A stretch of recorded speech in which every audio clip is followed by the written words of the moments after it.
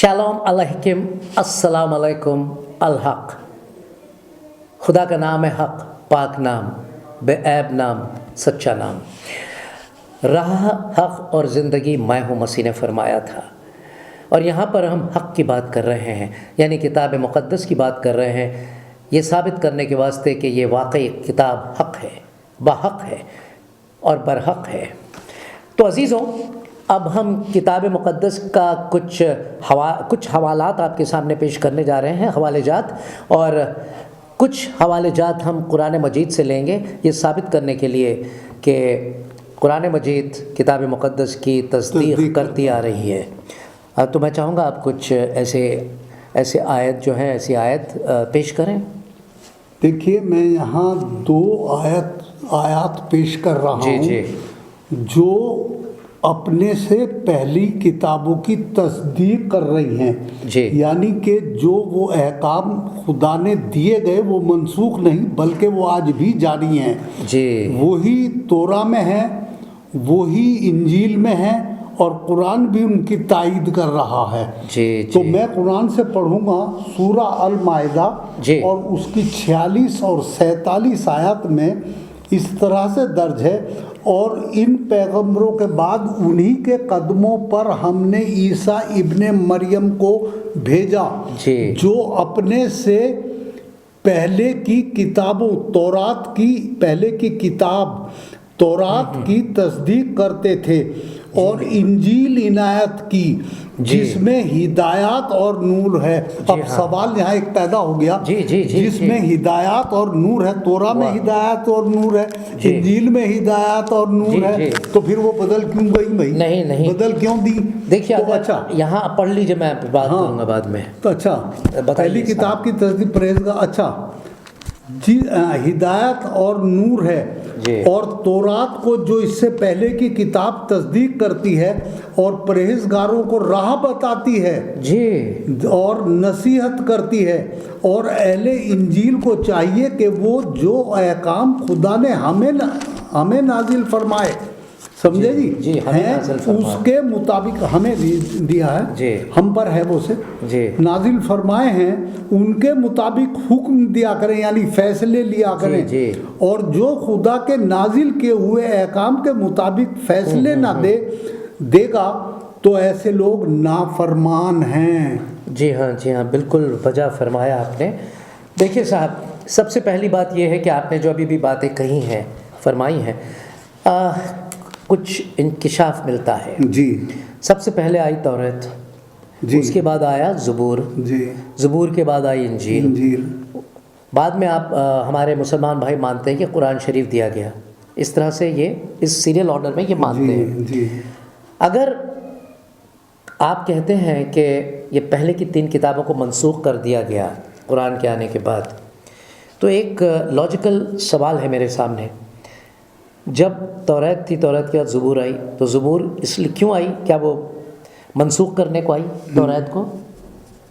अगर फिर इंजील बाद में लिखी गई तो क्या इंजील ने तौरात और ज़बूर को मनसूख कर दिया?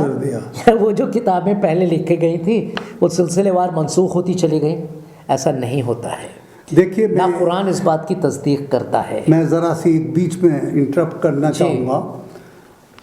अंजील तौरात शरीफ में ये बताया गया जी कि किसी औरत को गलत नज़रिए से देखना गलत है जी हाँ, यही बात इंजील कहती है जी, यही बात ज़बूर कहते हैं। और सबसे बड़ी बात ये बात आज हमारा माशरे में भी लागू है, तो फिर हम जब मनसूख होगी तो हम इसे छोड़ क्यों नहीं देते? बिल्कुल सही बात। आज किसी गैर औरत को गलत नज़रिए से देखना क्यों गलत है बताइए? वही है काम चोरी करना, ज़िना करना, कत्ल करना, अपने वालिदैन के साथ गुस्ताखियां करना, तो वो सारी बात आज भी मौजूद है। तो इसका मतलब वो कभी ऐसा मनसूख नहीं होते। मनसूख हो गई तो फिर आज नए लाओ भाई।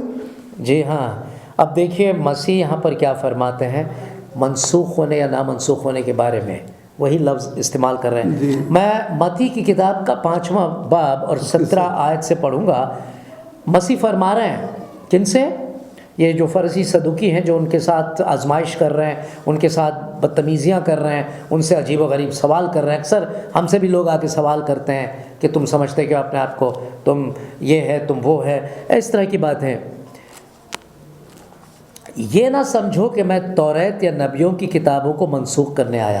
وہی الفاظ ہے جی، یہ میں نے پرسوں دیا تھا یہ حوالہ. جی، منسوخ کرنے نہیں بلکہ پورا کرنے آیا. پورا کرنے، اور آگے پورا کرنے آئے ہیں. آگے کیا آیت پڑھ دی؟ کیونکہ میں تم سے سچ سچ کہتا ہوں کہ جب تک آسمان اور زمین ٹل نہ جائے، ایک نقطہ یا ایک شوشہ توریت سے ہرگز نہ ٹلے گا جب تک سب کچھ پورا نہ ہو جائے. ہاں، وہ آج پورا ہو رہا ہے. آگے سنیے. بس جو کوئی ان چھوٹے سے چھوٹے حکموں میں سے کسی کو توڑے گا اور یہی آدمیوں کو سکھائے گا، وہ آسمان کی بادشاہی میں سب سے چھوٹا کہلائے گا، لیکن جو ان پر عمل کرے گا اور ان کی تعلیم دے گا، وہ آسمان کی بادشاہی میں بڑا کہلائے گا. جی ہاں، کیونکہ میں تم سے کہتا ہوں کہ اگر تمہاری راست بازی فقیہی اور فریسیوں کی راست بازی سے زیادہ نہ ہوگی تو تم آسمان کی بادشاہی میں ہرگز داخل نہ ہوگے. وہ اس لیے فرماتے ہیں کیونکہ یہ لوگ بالکل راست باز نہیں تھے. یہ لوگ راست بازی کی باتیں کرتے تھے، لیکن سب سے بدذات لوگ یہی تھے، ہے کہ نہیں؟ مسیح ان سے بے حد نفرت کرنے لگے تھے. ایک منٹ میں ذرا سا دیکھیے، خداوند کا کلام برحق ہے. جی، برحق کا مطلب کیا ہے؟ جی، سچا ہے، بے شک، زندہ ہے، اب تک موجود ہے. جی. یشعیاء نبی کا صحیفہ، یرمیہ نبی کا صحیفہ، جی، زبور میں آج اس کرونا کے بارے میں دیا گیا ہے. جی، آج وہ ہمارے سامنے پورا ہو رہا ہے. بے شک. تو بھائی پھر یہ آج کیوں ہو؟ تو پہلے بھی بیماری آئی ہیں، وبائیں آئی ہیں پہلے بھی، تو ختم. تو آج یعنی اتنا بڑا آج تک نہیں آیا جتنا یہ ہے. پورا زمانہ متاثر ہے. جی ہاں، وہ پورا زمانہ، پوری دنیا متاثر ہو رہی ہے. تو یہ ساری چیزیں آج اس ماحول میں پوری ہو رہی ہیں، تو کیسے منسوخ ہو گئیں؟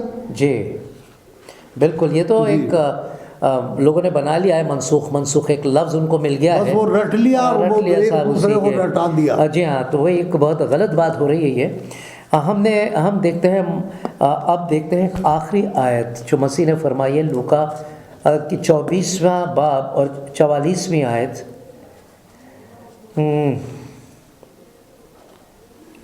پھر اس نے ان سے کہا، کس نے؟ مسیح نے لوگوں سے کہا، یہ میری وہ باتیں ہیں جو میں نے تم سے اس وقت کہی تھی جب تمہارے ساتھ تھا، کہ ضرور ہے کہ جتنی باتیں موسیٰ کی توریت اور نبیوں کے صحیفوں اور زبور میں میری بابت لکھی ہیں پوری ہوں.